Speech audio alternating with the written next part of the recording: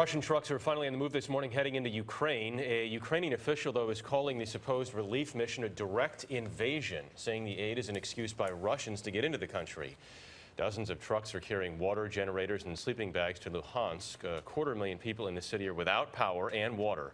For now, Ukraine says it won't use force against that convoy. Armed with a population back home that seemingly neither cares nor has any idea of what's really going on, and a planet that seems to be locked away with what they consider more important matters, Russian trucks keep rolling in and out of the Ukraine carrying a lot more than Band-Aids and borscht. And now Vladimir Putin wants to help forge a roadmap for peace in the region, which to some is comparable to the fox asking the hen if it wouldn't mind posing for family pictures in a filled gravy boat.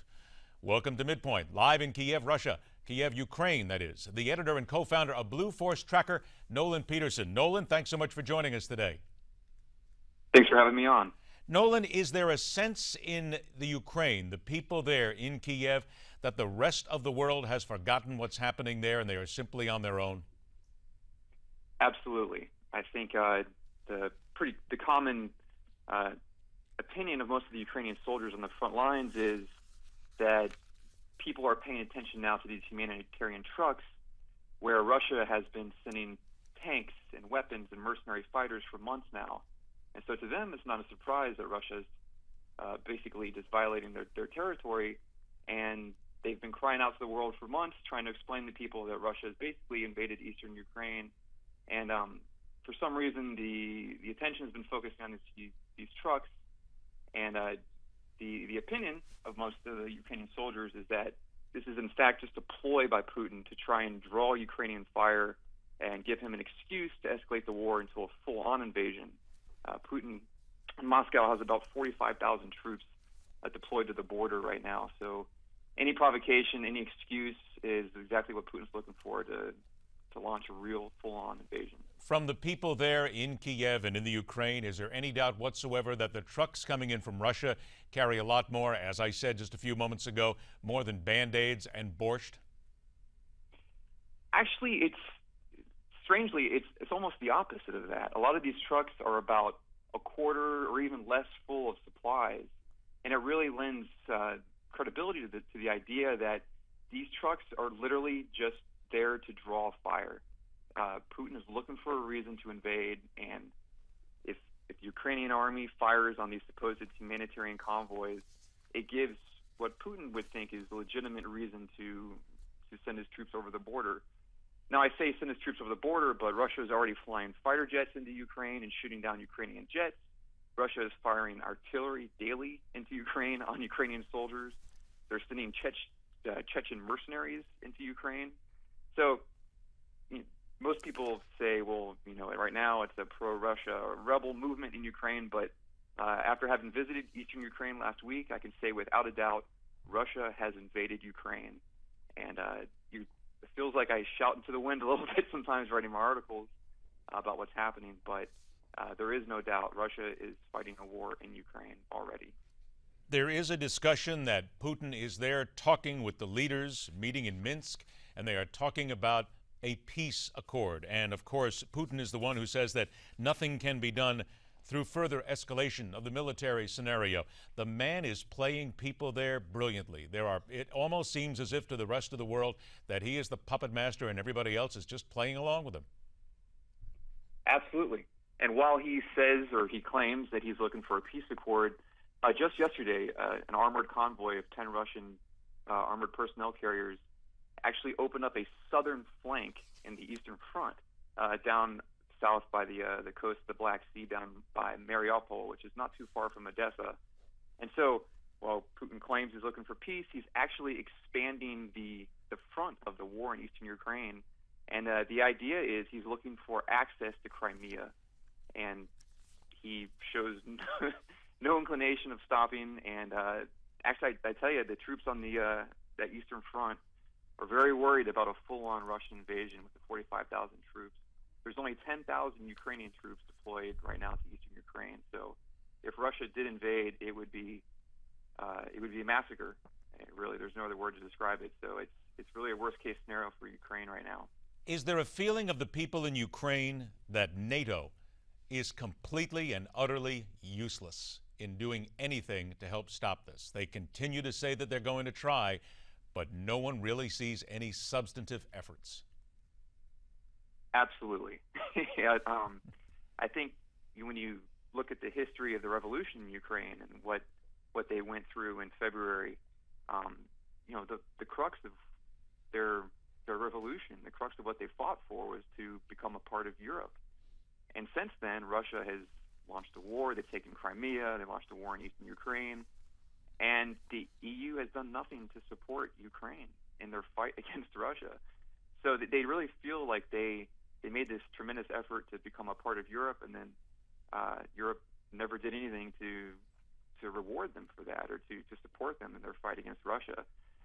So, and then when you talk about NATO and the United States, they almost joke about it on the front lines, how the MREs, the meals ready to eat that the United States provided, they say those are nice, but we could really use night vision goggles. We could use artillery detection equipment to discern where the rebels are shooting from.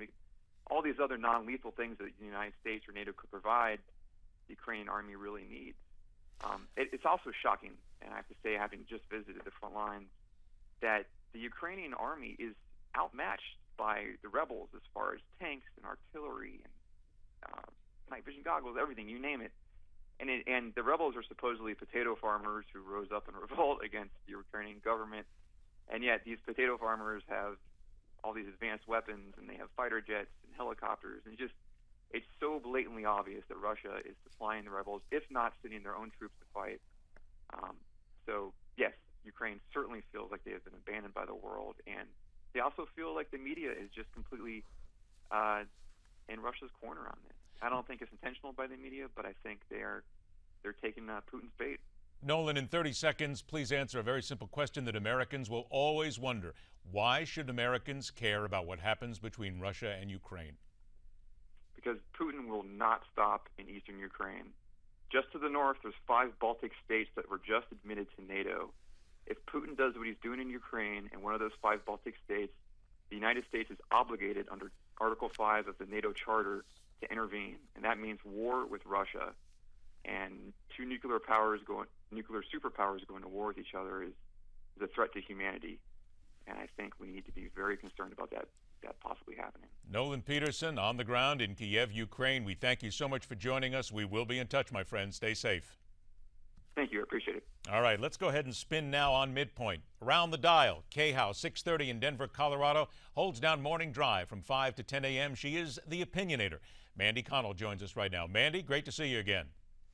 Good to see you again as well, Ed. Let's get to it then, Mandy. Why should the same question that I just asked to Nolan, why should America care what is happening in Ukraine and their fight with Russia? I can't add anything to what Nolan just said about why Americans should care about Ukraine, but the problem is, and this is kind of where I am as a talk show host, it feels like the entire world is on fire. It feels like we're dealing with what's going on with ISIS. We've got China making a foray into the South Seas, and Ukraine is just yet another thing on our sort of checklist of things that we're supposed to care about. We've already seen some difficulties in enforcing some agreements. I mean, we should be protecting Ukraine based on our nuclear non-proliferation agreement that we have with them, and yet we've sort of hung them out to dry. The saddest part of this whole thing for me, Ed, is that if anything points to our diminished standing in the world right now, it's definitely this situation. And our lack of response, our seeming complete disinterest in this is not good, in all honesty, for the future of the world. 90 seconds in, what do the people out there, as you're talking to them, what do they say should be done? We all know that there's the possibility of military action, but what is it that they want the Obama administration to do right now? In a perfect world, the first thing the Obama administration would do, in my opinion, would be to reinstate the missile defense shield for Eastern Europe, just to send a message that we are engaged, that these are our allies, and we will protect them should it become necessary. As far as military intervention, you know what, Ed?